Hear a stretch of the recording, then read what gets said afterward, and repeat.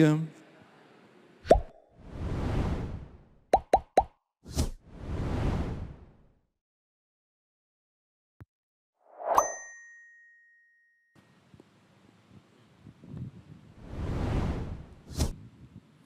O Senhor esteja convosco.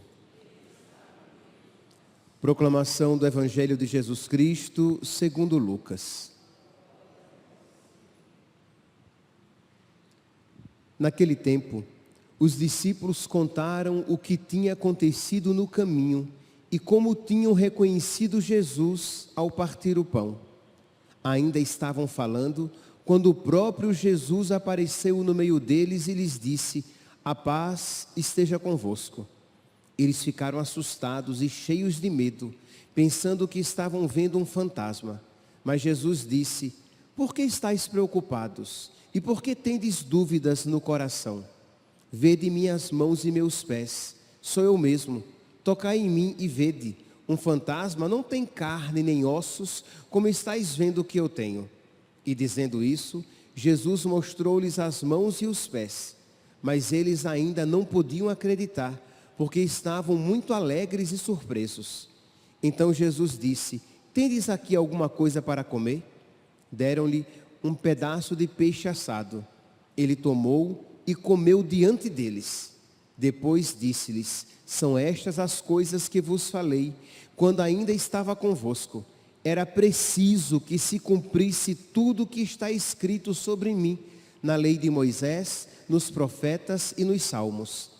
Então Jesus abriu a inteligência dos discípulos para entenderem as Escrituras e lhes disse: "Assim está escrito: o Cristo sofrerá e ressuscitará dos mortos ao terceiro dia, e no seu nome serão anunciados a conversão e o perdão dos pecados a todas as nações, começando por Jerusalém.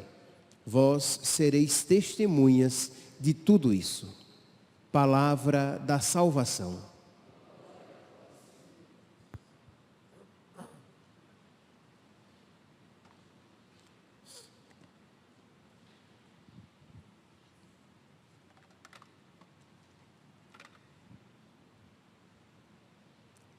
Caríssimos irmãos e irmãs, no Evangelho de hoje, nós vemos Jesus, que mais uma vez aparece para mostrar a realidade, a verdade da sua ressurreição. Jesus se dá a ver, a tocar. Não é apenas um sepulcro vazio, que poderia dar a entender que o corpo tinha sido roubado. Não, Jesus se mostra ressuscitado e come diante deles, para que eles vejam que ele não é um fantasma, que ele tem carne e ossos. E diz aqui que imediatamente Jesus testificar a sua ressurreição, Jesus, diz aqui no versículo 44, depois disse-lhes: "São estas as coisas que vos falei quando ainda estava convosco. Era preciso que se cumprisse tudo o que está escrito sobre mim na lei, em Moisés, nos profetas e nos salmos." Isto é, Jesus, ele bate novamente nesta tecla de que era necessário, de que era preciso, de que tudo aquilo acontecesse. Isto é, que ele sofresse, que ele fosse perseguido, maltratado, caluniado, crucificado, morto, para que pudesse ressuscitar. E Jesus enfatiza isso porque isso ainda inquietava a mente e o coração dos apóstolos, dos discípulos. Tudo aquilo que eles viram, todo aquele sofrimento, ainda lhes balançava demais a fé. Então Jesus diz: olha, era necessário, era preciso que aquilo acontecesse. Então, depois que Jesus diz isso, que era necessário, que era preciso, e que tudo estava predito na lei de Moisés, nos profetas e nos salmos, diz que Jesus abriu a inteligência dos discípulos para que entendessem as Escrituras. E lhes disse: de novo: assim está escrito, o Cristo sofrerá e ressuscitará dos mortos ao terceiro dia. Ora, os discípulos, eles conheciam as Escrituras, mas quando Jesus lhes abre a inteligência, quando Jesus lhes ilumina o entendimento, eles veem agora o sofrimento, a cruz, a morte e a ressurreição de uma maneira nova. Eles compreendem que aquilo que parecia um fracasso era, na verdade, vitória. De que Jesus crucificado é Jesus Cristo elevado, que atrai todos a si. Então eles têm agora a capacidade de fazer uma outra leitura. Nós vemos aqui, na primeira leitura da missa de hoje, Pedro pregando a respeito disso. E aquilo que antes era motivo de tristeza e de desânimo, agora é de coragem. Atos capítulo 3, versículo 15. Vós matastes o autor da vida, mas Deus o ressuscitou dos mortos, e disso nós somos testemunhas. Deus cumpriu deste modo o que havia anunciado pela boca dos profetas. Olha aqui, Pedro pregando, dizendo o quê? Que aquilo que aconteceu tinha sido anunciado por Deus, e Deus cumpriu, que seu Cristo haveria de sofrer. Percebe que agora não é mais motivo de tristeza, mas graças ao sofrimento de Cristo, nós somos salvos. Graças ao sangue de Cristo, nós somos perdoados. Então agora ele prega com intrepidez, com coragem, com destemor. E continua: arrependei-vos, portanto, e convertei-vos, para que vossos pecados sejam perdoados. Assim podereis alcançar o tempo do repouso que vem do Senhor. Então Pedro está aqui pregando com destemor, com toda essa coragem, porque agora ele teve a sua inteligência aberta. Essa aqui é a expressão, né? Que Jesus abriu a inteligência dos discípulos, lhes iluminou o entendimento. Meus irmãos, nós precisamos pedir a Jesus que nos abra a inteligência, que nos ilumine o entendimento, para que nós vejamos a vida de uma maneira diferente, porque senão nós, embora nos digamos cristãos, nós iremos ver sempre o mundo e analisar os acontecimentos de uma maneira carnal, meramente humana, e não de uma maneira espiritual. Então você é católico, você vai à missa até, mas você não compreende a palavra de Deus. Você não interpreta a vida de uma maneira cristã. Você quer sucesso, você quer prazer, você quer conforto, você quer saúde. Isto é, você quer aquilo que todo mundo quer, até quem não tem fé.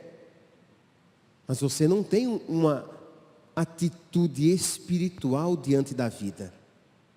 Vejam aqui, por exemplo, exemplos de iluminação da consciência, de uma inteligência que foi aberta, que foi iluminada, e a pessoa começou a ver as coisas de uma maneira diferente. Diz a história que Santa Teresa d'Ávila, antes de ser santa, mas já religiosa, já carmelita, tinha uma vida meio superficial, uma vida entregue às distrações. Ela não tinha ainda aquela determinação em buscar a santidade.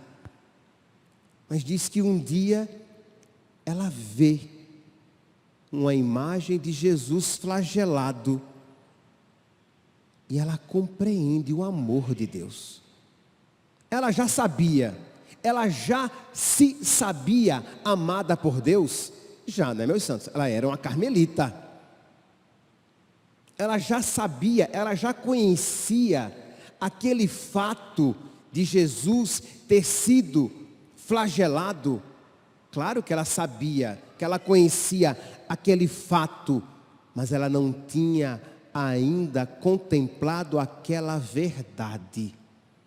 E aquilo fez com que ela se visse tão pequena, tão ingrata e tão irresponsável com a sua vida. E ela, iluminada pela graça, ela começa agora a ter uma atitude diferente, a fazer uma leitura da sua vida, uma leitura diferente, e ver até a sua superficialidade. Eu perdi aqui a palavra, quando você não busca as coisas com empenho, quando você, daqui a pouco vem a palavra, mas superficialidade expressa o que eu quero dizer. Ela era tíbia, isso, a sua tibieza, a sua frieza espiritual, o levar as coisas mais ou menos. Ela começou a ver a gravidade daquilo, que não era justo. É como, quem não se admira, por exemplo, quando lê a história de São Francisco e vê São Francisco chorando pelas ruas de Assis, dizendo: o amor não é amado. Nós sabemos que o amor não é amado, mas compreende que a sua inteligência foi aberta, que houve uma luz, de modo que ele compreendeu esta verdade de uma maneira mais profunda, isto é, como o amor não é amado. E São Francisco chorava, porque Deus não era amado. Entende, meus irmãos? Nós precisamos pedir a nosso Senhor que nos ilumine, para que nós nos vejamos à luz de Deus e vejamos as nossas limitações, e vejamos as nossas superficialidades, e vejamos a nossa vida à luz de Deus, de modo que nós comecemos a ter uma vida diferente e ler a nossa vida e os acontecimentos do mundo de um modo diferente. Vocês lembram daquela história de Francisco Borgia, que ele era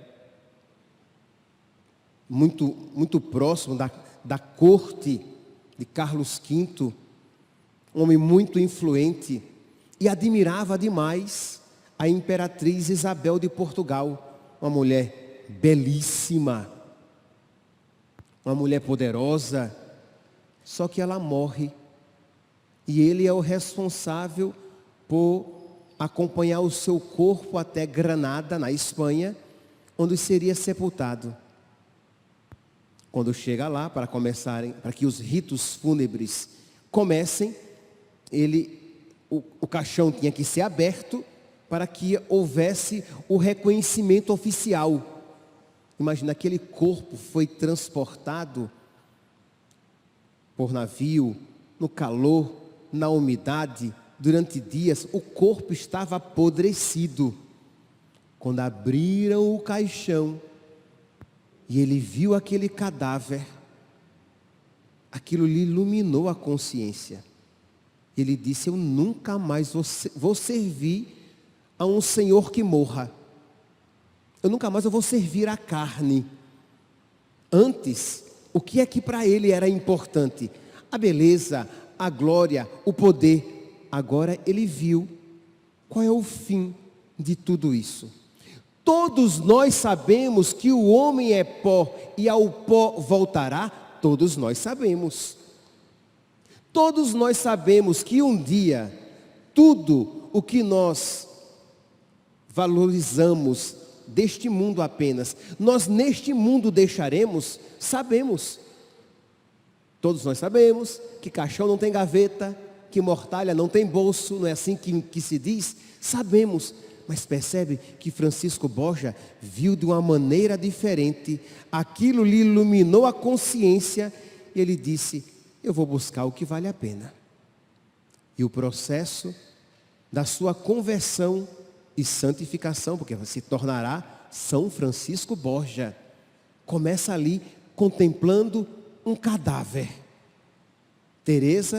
Santa Teresa d'Ávila, contemplando a imagem de Jesus flagelado. São Francisco Borgia, contemplando um cadáver. Nós precisamos, meus santos, pedir a Deus que nos ilumine a consciência.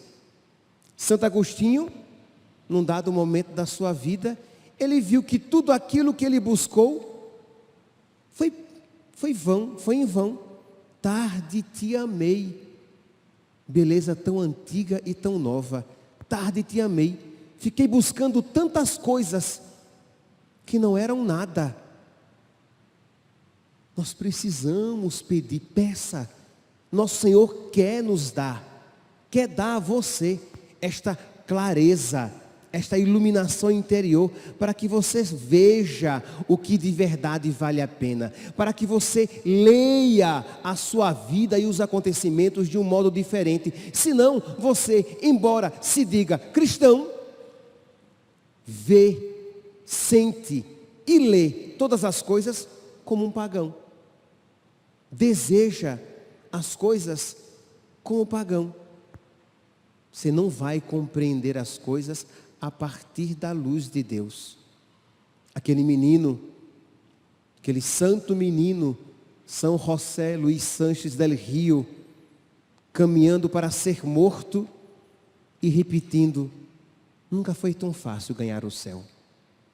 Isto é, ele fez uma leitura diferente. Ele estava sofrendo. Ele foi torturado. Ele tinha a pele do seu pé arrancada, com os nervos expostos, sim.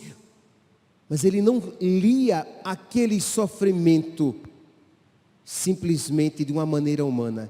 Ele via que oportunidade de sofrer por amor a Deus e de oferecer a Ele um sacrifício. Nunca foi tão fácil ganhar o céu.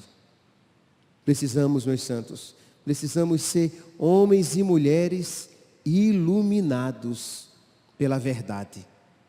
Homens e mulheres iluminados pelo Espírito Santo. Homens e mulheres com o intelecto, o entendimento abertos, para que nós vejamos, sintamos e interpretemos todas as coisas à luz de Deus. Esta é uma graça pascal que nós precisamos pedir. Louvado seja nosso Senhor Jesus Cristo. Para sempre seja louvado.